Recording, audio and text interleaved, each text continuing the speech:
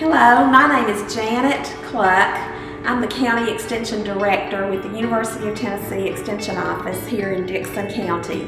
Today I'm at the Promised Land Community Center just north of Charlotte in Dickson County, where we have the latest stop of the Crossroads Change in Rural America exhibit. This exhibit is organized by the Smithsonian Institute's Museum on Main Street and sponsored by Humanities Tennessee. I've been connected with the Promised Land community for a number of years.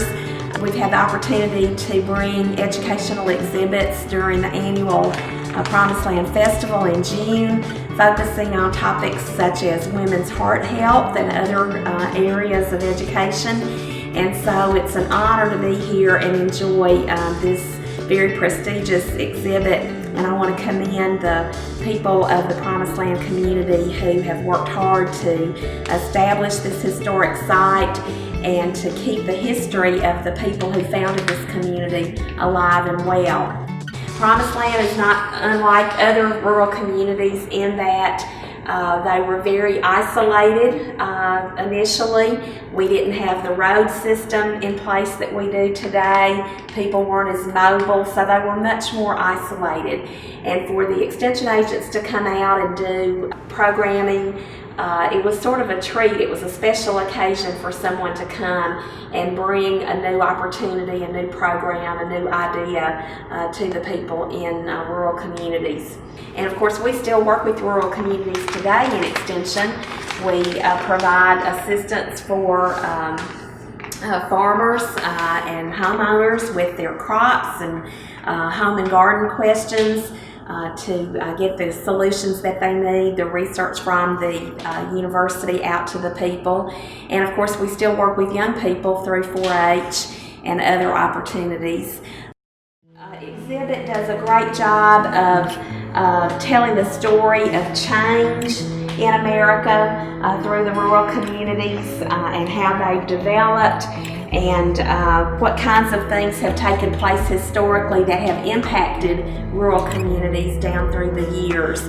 This particular section talks about community organizations, and I was especially pleased to see references to 4-H clubs. That's near and dear to my heart because the first 21 years of my career here in Dickson County, I served as a 4-H agent.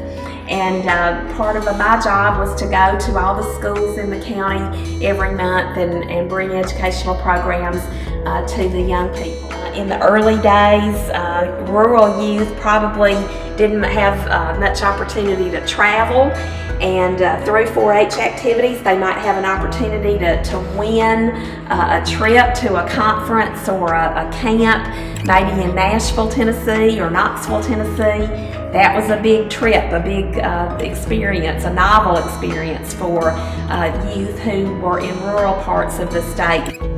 I especially noticed this section of this Build a Community part of the exhibit, talking about what a town needs to thrive, what different aspects of the community or the building blocks.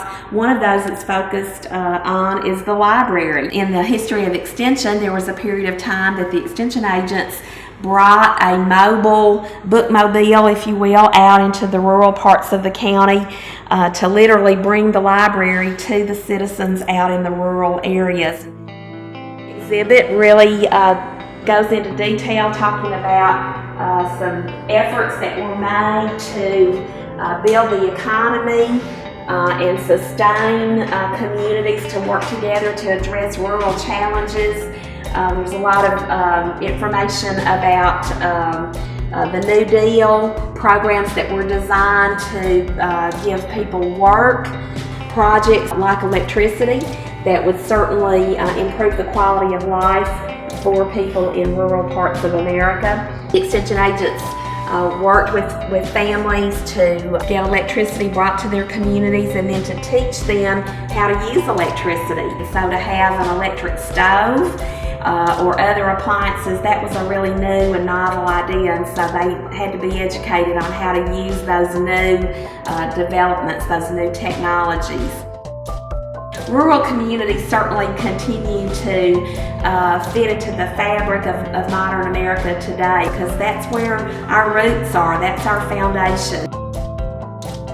The lines are a lot more blurred today in 2020 because we do have a much advanced transportation system. It's much easier for people to get around, to go from the farm into town, and there's much more interaction. But there still, I think, are many benefits and strengths of living in a rural part of our country, and understanding where our food comes from, and understanding the hard work that it takes to maintain a farm. I hope that everybody will take the opportunity to come out and visit this exhibit. It is so educational. It reminds us of our background, our history as a country, and so we can all relate to different parts of this exhibit, I think.